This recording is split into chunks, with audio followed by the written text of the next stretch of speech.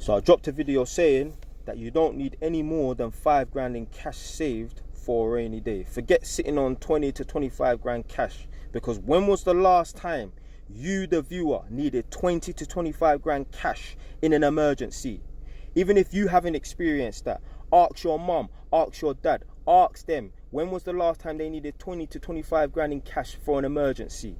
Probably never. So what I'm saying is, all you need is about 5 grand in cash saved for a rainy day.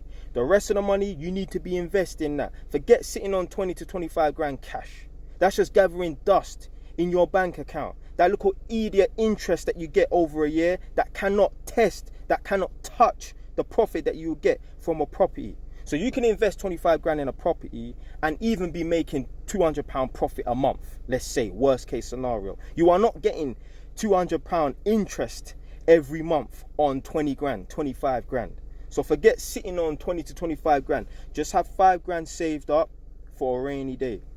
Now, my man tried to say, not true. My boss, who's a gas engineer, got seriously injured and he had to stay home from work and recover for a year and that. He went on to say that obviously he's got a family and kids and mortgage and that. Yeah. So in that case, you have critical illness cover, so that if you get seriously injured or you have a critical illness and that, then you will be paid. Yeah. So what you do is you set it up like this. You tell the insurance company, my living expenses are like 3 grand for the month. And if you get injured, they will pay you, I don't know, let's say 3 grand every month for up to 2 years or something like that. You need to try different insurance companies, Aviva, AXA, they're all different than that.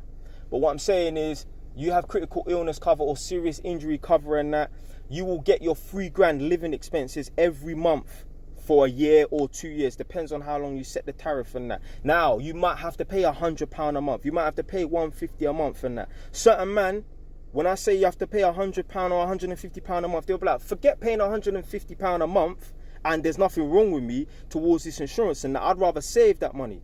But it kind of goes against your theory if you think it's better to sit on 20 to 25 grand. Because let's say you're saying, I could put that £100 into my bank account or £150 into my bank account to save up and that. To save up for what? Let's say you get to your 20 grand or 25 grand and that. You're the type of person, you don't want to invest that money, because you're not willing to take 20 or 25 grand and put it down on a property or a business and that and be left with 2 grand. So it kind of goes against what you say, if you believe, I would rather put that £150 into my bank account rather than some insurance, if you're the sort of person that wouldn't want to spend pretty much all their money and invest all their money and be left down to 2 grand because you think having 5 grand is bullshit. You understand what I'm trying to say? So, yeah, all you need is about 5 grand in savings. The rest of it, you should be invested.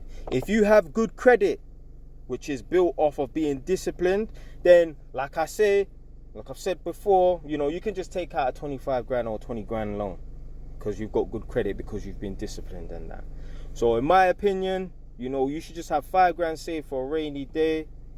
Make sure you have a good credit score, get your critical illness or serious injury cover and that, and you're good. Just have your little 5 grand there. Any extra money that you got, that you saved up, invest that in whatever business or property and that.